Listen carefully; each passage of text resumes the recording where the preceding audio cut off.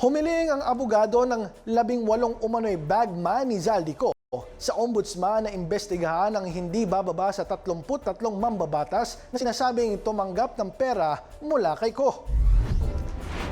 Isinumite ni Attorney Levy Baligod sa anti-graft body ang notarized affidavit ng 18 dating sundalo bilang posibleng batayan ng pagsasampa ng kaso laban sa 7 senador at 26 na miyembro ng House of Representatives. Ayon kay Baligod, isinumite nila ang kopya ng mga pirmado at notaryadong salaysay ng mga dating sundalo.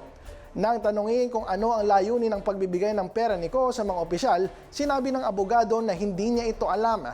Iginiit din niyang hindi nila direktang sinasabing panunuhol ang nangyari, kundi ayon sa affidavit, nagbigay umano ng pera si Ko sa mga opisyal ng gobyerno na hindi pa inilahad sa media.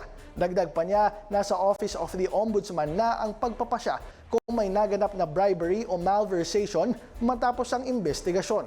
Sa isang press conference itong Martes, iginiit ng 18 kalalakihan na nagsilbi umano silang bagman at nakapaghatid ng 805 billion pesos kina Pangulong Ferdinand Marcos Jr., dating House Speaker Martin Romualdez at kay Ko.